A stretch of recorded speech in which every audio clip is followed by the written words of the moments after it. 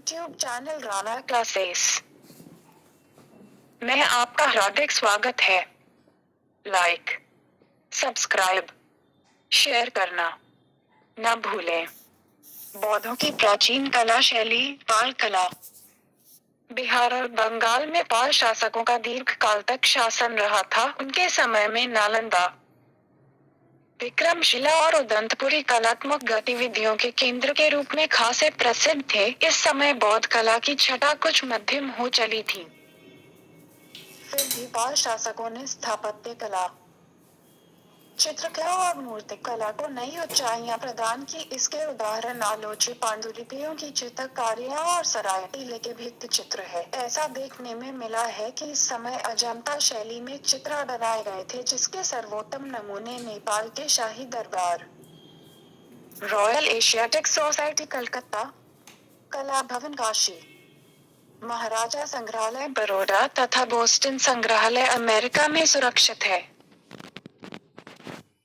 मूर्तिकला। पाल युग में पत्थर और कांसे की मूर्तियों के निर्माण की एक उन्नत शैली का विकास बिहार प्रदेश में, जिसका क्रमशः विकास बंगाल में दिखाई पड़ता है। कांस्य प्रतिमाओं के निर्माण में निर्णायक देनराज तक शक्तिमान और उनके पुत्र विठपाल की रही, जिन्हें दो महान पाल शासकों धर्मपाल और देवपाल का संरक्षण प्राप्त था। नालंदा और कुकरिहार से प्राप्त कांस्य प्रतिमाएं इस तथ्य की ओर संकेत करती है कि कांस्य प्रतिमाएं सांचे में ढाली जाती थी। नालंदा के मंदिर स्थल संख्या 13 से प्राप्त अवशेष धातु के गलाने और उसे सांचे में ढालने के प्रमाण प्रस्तुत करते हैं। नालंदा से प्राप्त नमूने देवपाल के समय के हैं, जबकि कुकरिहार से प्राप्त मूर्तियां बाद की है, लेकिन इनकी खास विशेषता यह है कि दोनों मूर्तियों का निर्माण एक ही शैली में हुआ है। इसके अतिरिक्त फतेहपुर, अंतिचक और इमादपुर आदि से भी कुछ मूर्तियां, कांसे के बने हुए स्तूपों के मॉडल और कुछ बर्तन प्राप्त हुए हैं। मूर्तियां अधिक मात्रा में मिली है, जिसमें अधिकांश का संबंध बौद्ध धर्म से है। बुद्ध, बोधिसत्व, अवलोकितेश्वर, मंजूश्री, मैत्रेय, तारा, जमला और हथग्रीव को इन मूर्तियों में दर्शाया गया है। हिंदू देवी देवताओं में मुख्यतः सूर्य, विष्णु, बलराम, गणेश और उमा महेश्वर की मूर्तियां मिली है। कालीन पत्थर की मूर्तियां भी कलात्मक सुंदरता का उत्तम उदाहरण प्रस्तुत करती है। ये मूर्तियां काले बेसाल्ट पत्थर की बनी है। इन पत्थरों को सिंथाल परगना और कैमूर की पहाड़ियों से प्राप्त किया गया है। सामान्यतः इन मूर्तियों में शरीर के अगले भाग को दिखाने चेष्टा जान पड़ती है। कुछ ही ऐसी मूर्तियां मिली है जिसमें उतनी ही कुशलता से उनके पृष्ठ भाग को भी उत्कीर्ण किया गया है। पत्थर की मूर्तियां भी अधिकतर बुद्ध एवं उनके विभिन्न रूपों की है, यथा मंजूश्री, अवलोकितेश्वर तथा बोधिसत्व आदि। इसमें बुद्ध के जीवन को जीवंत करने की कोशिश की गई है,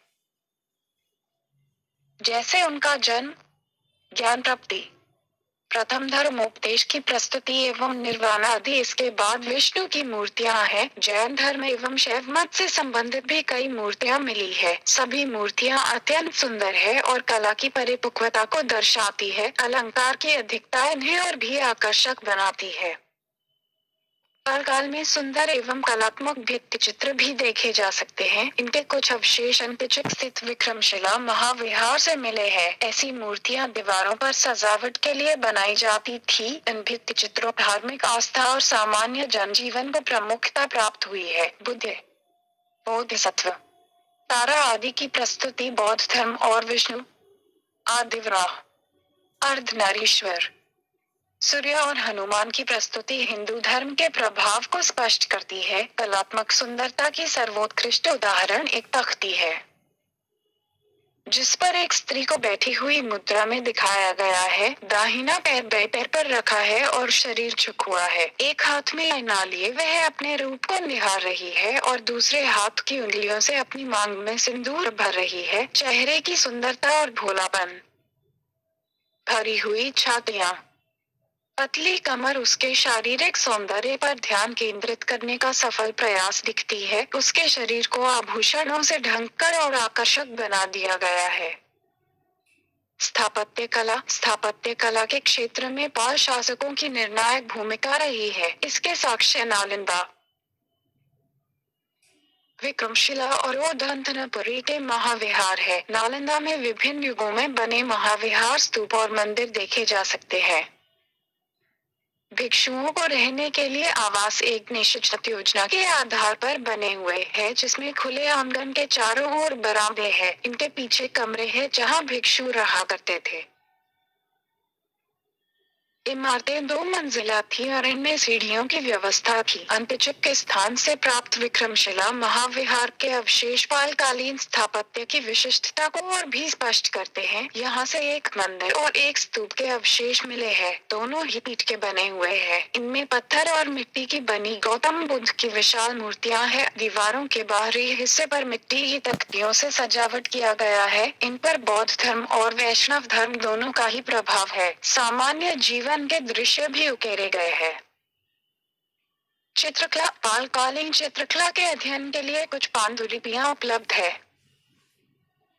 जिनमें तालपत्रों पर चित्रकारियां की गई है। इसके अतिरिक्त लघु चित्र और भित्ति चित्र के नमूने भी पाए गए हैं। महेंद्रपाल और रामपाल के शासनकाल में बौद्ध ग्रंथ प्रज्ञापारमिता के जो संस्करण तैयार हुए थे, उनमें भी ऐसी ही चित्रकारियां की गई थी। इसके अतिरिक्त अष्टसहस्त्रिका, प्रज्ञापारमिता तथा पंचरक्षा में इसी प्रकार की चित्रलिपियां मिलती है। इन चित्रलिपियों पर तांत्रिक प्रभाव अधिक दृष्टिगोचर होता है। साथ ही इसमें बुद्ध के जीवन से संबंधित घटनाओं, महायान संप्रदाय के देवी देवताओं तथा जातक कथाओं पर आधारित दृश्यों का चित्रण मिलता है। इन्हें बनाने के लिए उच्च कोटि के तालपत्र पर प्राथमिक रंगों का व्यवहार किया गया है।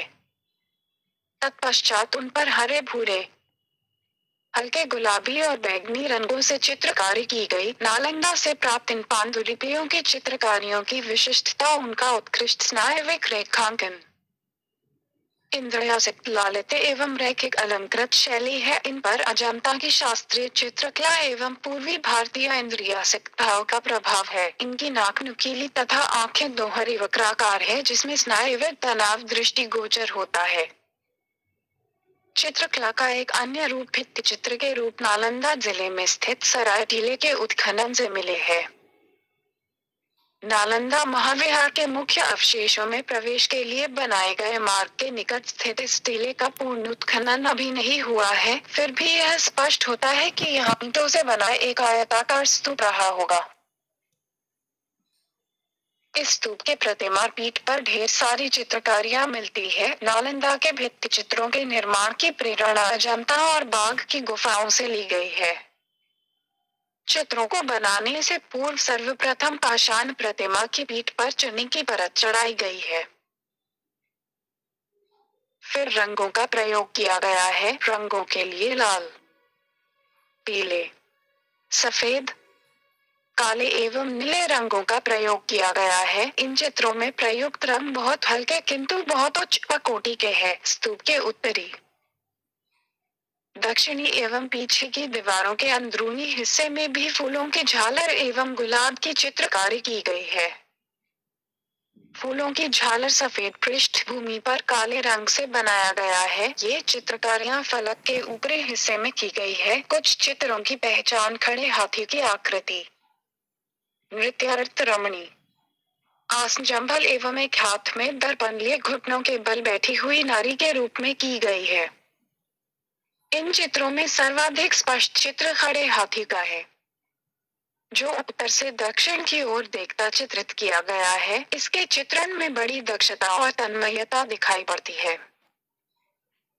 जंभल धन के देवता कुबेर का बौद्ध संस्करण है। यहाँ से प्राप्त चित्र में बैठे हुए लंबोदर जंभल को नकुलिक धारण किए हुए चित्रित किया गया है। नकुलिक उसके हाथों पर रत्न उगलते हुए बनाया गया है।